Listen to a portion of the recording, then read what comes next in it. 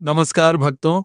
आज हम सुनेंगे भगवान श्री कृष्ण के ऐसे परम भक्त की कथा जिसने अपनी आंखों से संसार नहीं देखा, लेकिन अपने हृदय में स्वयं श्री कृष्ण के दर्शन किए। यह कथा है महान संत और कवि सूरदास की।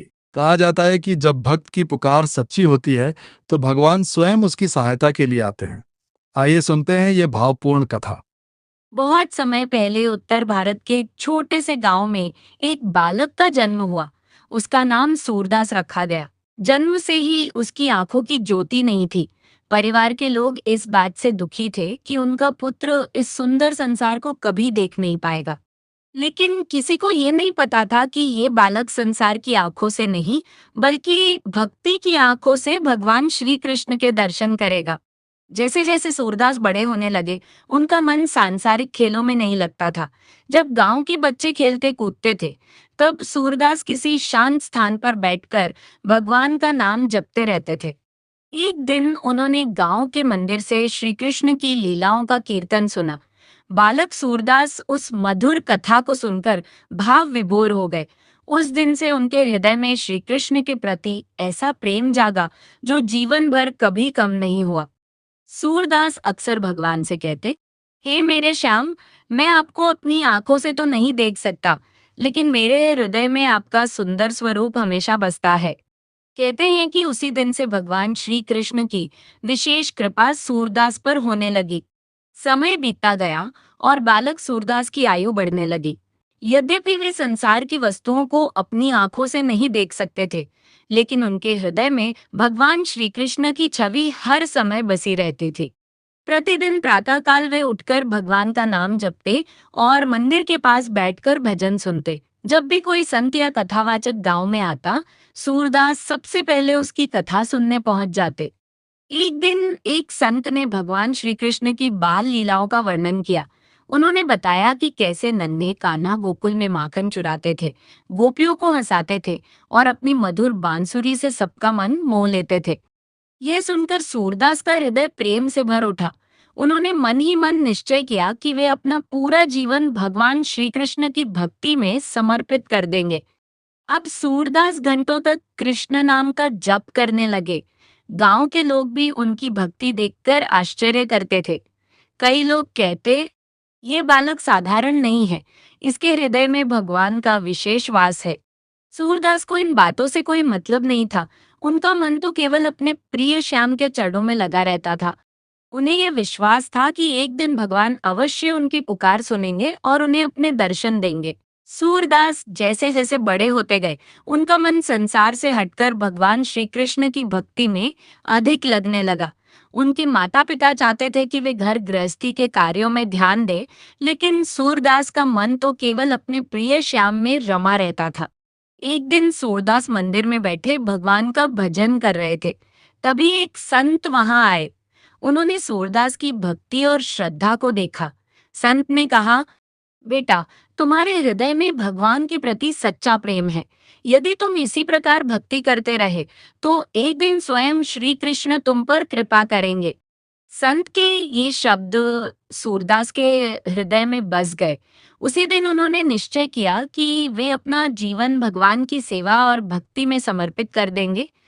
कुछ समय बाद सूरदास ने अपने माता पिता से अनुमति मांगी और तीर्थ यात्रा तथा संतों के संग की इच्छा व्यक्त की। माता पिता दुखी तो हुए, लेकिन अपने पुत्र की भक्ति देखकर उन्होंने अनुमति दे दी। सूरदास ने भगवान श्री कृष्ण का नाम लेकर घर से प्रस्थान किया। उनके पास न धन था, न कोई सहारा। केवल श्री कृष्ण का नाम ही उनकी सबसे बड़ी पूंजी था। चलते समय वे बार बार यही कहते जा रहे थे, हे श्याम, अब मेरा जीवन आपके भरोसे है। आप ही मेरे मार्गदर्शक हैं, आप ही मेरे रक्षक हैं। यात्रा शुरू हो चुकी थी, लेकिन सूरदास नहीं जानते थे कि आगे उनके जीवन में स्वयं भगवान श्री कृष्ण एक अद्भुत लीला करने वाले हैं। घर छोड़ने के बाद सूरदास गांव गांव और नगर नगर घूमते हुए भगवान श्री कृष्ण का नाम गाते रहे। उनके पास न भोजन की चिंता थी और न ही रहने का कोई ठिकाना। उन्हें पूरा विश्वास था कि उनके श्याम हर परिस्थिति में उनकी रक्षा करेंगे। एक दिन सूरदास एक घने जंगल से होकर गुजर रहे थे। जंगल का रास्ता कठिन था। चारों ओर सन्नाटा था और जंगली पशुओं की आवाजें सुनाई दे रही थी। दृष्टिहीन होने के कारण सूरदास को आगे बढ़ने में बहुत कठिनाई हो रही थी। चलते चलते उनके पैर में एक पत्थर लगा और वे गिर पड़े। उनके शरीर पर चोट आई, लेकिन उनके मुख से केवल भगवान का नाम ही निकल रहा था। सूरदास ने हाथ जोड़कर कहा, हे नंदलाल, मैं अकेला हूँ, मुझे रास्ता नहीं दिखाई देता। यदि आप मेरे साथ हैं, तो मुझे किसी बात का भय नहीं। इतना कहकर वे एक वृक्ष के नीचे बैठ गए और श्री कृष्ण का भजन गाने लगे। उधर गोलोक में बैठे भगवान श्री कृष्ण अपने भक्त की पुकार सुन रहे थे। सूरदास की सच्ची भक्ति और विश्वास देखकर भगवान का हृदय द्रवित हो उठा। श्री कृष्ण मुस्कुराए और बोले, मेरा भक्त संकट में है। अब समय आ गया है कि मैं स्वयं उसकी सहायता करूं। यह कहकर भगवान एक सुंदर ग्वाल बालक का रूप धारण कर पृथ्वी की ओर चल पड़े। जंगल में वृक्ष के नीचे बैठे सूरदास भगवान श्री कृष्ण का नाम जप रहे थे। उनकी आंखों से भक्ति के आंसू बह रहे थे और उनके हृदय में केवल अपने प्रिय श्याम का स्मरण था। तभी उन्हें किसी के कदमों की आहट सुनाई दी। एक मधुर आवाज आई और बाबा, आप यहाँ अकेले क्यों बैठे हैं? सूरदास ने आश्चर्य से पूछा, बेटा तुम कौन हो? बालक मुस्कुराकर बोला, मैं पास के गांव का एक ग्वाला हूँ। आपको देखकर लगा कि आप किसी परेशानी में हैं, इसलिए आपके पास चला आया। उस बालक की वाणी इतनी मधुर थी कि सूरदास का मन प्रसन्न हो गया। उन्हें ऐसा लग रहा था मानो वर्षों से वे इस स्वर को जानते हों। बालक ने प्रेम पूर्वक उनका हाथ पकड़ा और कहा, आइए बाबा, मैं आपको सुरक्षित रास्ते तक पहुंचा देता हूँ। सूरदास उसके साथ चल पड़े। चलते चलते बालक उनसे भगवान श्री कृष्ण की बातें करने लगा। वह ऐसी ऐसी लीलाएं सुनाता था जिन्हें सुनकर सूरदास का हृदय आनंद से भर जाता था। सूरदास मन ही मन सोचने लगे, यह साधारण बालक नहीं लगता। इसके शब्दों में ऐसा प्रेम और ऐसी मधुरता है जैसे केवल मेरे श्याम की वाणी में हो सकती है। लेकिन वे अभी भी उस बालक की वास्तविक पहचान नहीं जान पाए थे। उधर वह ग्वाल बालक मुस्कुरा रहा था, क्योंकि वह कोई और नहीं स्वयं भगवान श्री कृष्ण थे, जो अपने प्रिय भक्त की सहायता के लिए आए थे। ग्वाल बालक का हाथ थामे सूरदास आगे बढ़ते जा रहे थे। रास्ता कठिन था, लेकिन उस बालक के साथ उन्हें किसी बात का भय नहीं था। उसकी मधुर वाणी सुनकर सूरदास का मन आनंद से भर जाता था। चलते चलते बालक ने पूछा, बाबा, आप वृंदावन क्यों जाना चाहते हैं? सूरदास भावुक होकर बोले, बेटा, मैंने सुना है कि वृंदावन मेरे कान्हा की लीलाओं की भूमि है। मेरा जीवन सफल हो जाएगा यदि मैं उस पवित्र धाम की धूल भी अपने माथे पर लगा सकूं। यह सुनकर बालक मुस्कुराया और बोला, बाबा, जो सच्चे मन से श्री कृष्ण प्रेम करता है, उसके हृदय में ही वृंदावन बस जाता है। सूरदास को उसके शब्द सुनकर बड़ा आश्चर्य हुआ। उन्हें लगा जैसे कोई ज्ञानी संत उनसे बातें कर रहा हो।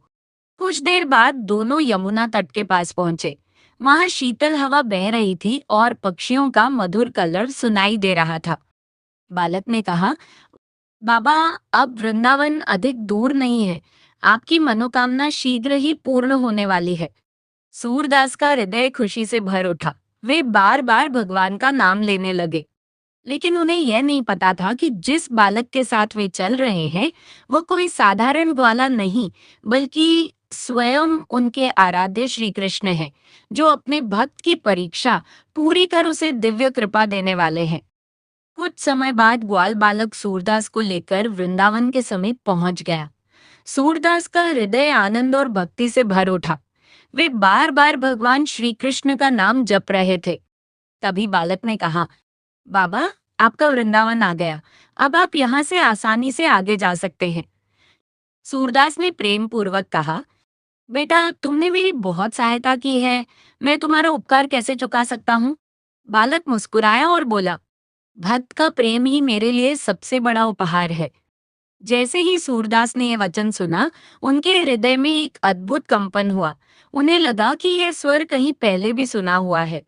उन्होंने तुरंत आगे बढ़कर उस बालक का हाथ पकड़ लिया और बोले, नहीं, तुम कोई साधारण बालक नहीं हो। बताओ, तुम कौन हो? बालक कुछ क्षण मौन रहा। फिर उसके शरीर से दिव्य प्रकाश निकलने लगा। चारों ओर सुगंध फैल गई और वातावरण अलौकिक हो उठा। सूरदास की आंखें तो संसार को नहीं देख सकती थी, लेकिन उनका हृदय सब कुछ अनुभव कर रहा था। तभी वह दिव्य स्वर गूंजा, सूरदास, मैं वही हूँ जिसे तुम दिन रात पुकारते हो। मैं तुम्हारा श्याम, तुम्हारा कृष्ण हूँ। यह सुनते ही सूरदास भाव विभोर होकर भगवान के चरणों में गिर पड़े। उनकी आंखों से प्रेम और आनंद के आंसू बहने लगे। भगवान श्री कृष्ण ने अपने भक्त के सिर पर हाथ रखा और कहा, हे सूरदास, तुम्हारी भक्ति ने मुझे तुम्हारे पास आने के लिए विवश कर दिया। जो भक्त सच्चे प्रेम से मुझे पुकारता है, मैं उसके पास अवश्य आता हूँ। सूरदास का हृदय अपार आनंद से भर गया। उनका जीवन धन्य हो चुका था। भगवान श्री कृष्ण के दिव्य दर्शन पाकर सूरदास का हृदय आनंद से भर गया। वे बार बार प्रभु के चरणों में गिरकर प्रणाम करने लगे। उनके मुख से केवल एक ही शब्द निकल रहा था, हे प्रभु, आज मेरा जीवन सफल हो गया। भगवान श्री कृष्ण ने प्रेम पूर्वक सूरदास को उठाया और कहा, हे प्रिय भक्त, तुमने मुझे आंखों से नहीं, अपने प्रेम और भक्ति से पाया है। संसार में बहुत से लोग मुझे देखने की इच्छा रखते हैं, लेकिन सच्चे हृदय से मुझे बहुत कम लोग पुकारते हैं। सूरदास की आंखों से अश्रुधारा बहने लगी। उन्होंने कहा, प्रभु, मुझे इस संसार से कुछ नहीं चाहिए, बस आपकी भक्ति मेरे हृदय में सदैव बनी रहे। श्री कृष्ण मुस्कुराए और बोले, तथास्तु, तुम्हारा नाम युगों युगों तक मेरे महान भक्तों में लिया जाएगा। तुम्हारे मुख से निकले भजन लोगों के हृदय में भक्ति की ज्योति जलाएंगे। इतना कहकर भगवान श्री कृष्ण अंतर्ध्यान हो गए, लेकिन जाते जाते वे सूरदास के हृदय में अपना दिव्य प्रेम छोड़ गए। उस दिन के बाद सूरदास वृंदावन में रहकर श्री कृष्ण की महिमा का गुणगान करने लगे। उनके भजन दूर दूर तक प्रसिद्ध हो गए। जो भी उन्हें सुनता, उसका हृदय कृष्ण प्रेम से भर जाता। कहा जाता है कि भगवान श्री कृष्ण की कृपा से सूरदास ने ऐसे ऐसे पदों की रचना की जो आज भी भक्तों की आंखें नम कर देते हैं और उन्हें प्रभु के चरणों से जोड़ते हैं। कथा का संदेश: भगवान को पाने के लिए धन, बल या विद्या की आवश्यकता नहीं होती। सच्ची श्रद्धा, अटूट विश्वास और निष्काम भक्ति ही भक्त को भगवान के चरणों तक पहुंचाती है। जो भक्त प्रेम से श्री कृष्ण का स्मरण करता है, भगवान स्वयं उसकी सहायता के लिए आते हैं। बोलो श्री कृष्ण कन्हैया लाल की जय। कथा समाप्त।